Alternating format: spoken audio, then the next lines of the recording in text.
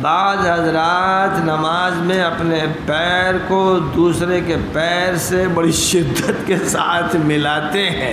نماز میں پیر کو پیر سے، کندھے کو کندھے سے ملانے کی کیا صورت ہوگی؟ جو لوگ بھی ایسا کرتے ہیں ان کے پیروں کے لیے یہ چاہیے کہ دوسرے لوگ اپنے پیر میں کچھ کانٹے لگا لیں تاکہ جب چبھے تو بھاگے جیت کے۔ بلا وجہ کی حرکت کرتے ہیں۔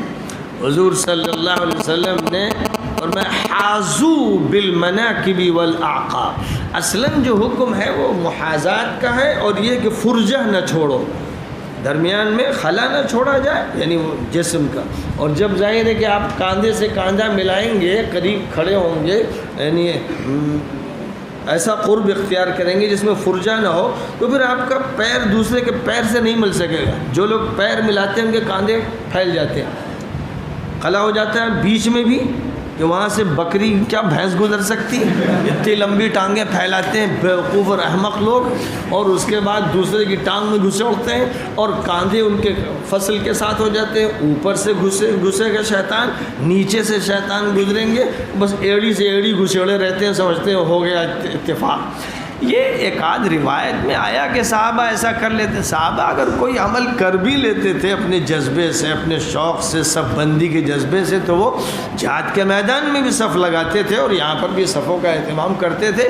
لیکن یہ سب نادان لوگ جو یہ حرکتیں کرتے ہیں، یہ حدیثوں پر صحیح عمل نہیں کر پاتے ہیں، ایک حدیث چھوڑتے ہیں دوسری پکڑتے ہیں، کبھی صحابی کی کوئی بات لے لیتے ہیں اور مرفوع حدیثیں چھوڑ دیتے ہیں۔ تو مرفوع حدیثوں میں محاذات کی بات ہے، اور یہ کہ فرجہ نہ چھوڑا جائے، بس اتنا۔ اس سے زیادہ جو باتیں ہیں جب ان پر عمل ہوتا ہے، یعنی جب آپ پیر سے پیر ملائیں گے تو آپ کی ران سے ران بھی نہیں مل پائے گی، اور آپ کا کاندھا کاندھے سے نہیں مل پائے گا، اس میں خلا ہو جائے گا اچھا خاصا۔ اور اسی طرح یہ دیکھا جاتا ہے کہ جو لوگ یہ کرتے ہیں ان کے بیچ میں جو حصہ ہے وہ اتنا بڑا خالی ہو جاتا ہے کہ حدیث میں فرمایا گیا کہ ایسی جگہ اتنا نہ چھوڑو کہ بکری کا بچہ گزر جائے۔ تو ان کے یہاں بکری کا بچہ نہیں، پورا مینڈا گزر سکتا ہے۔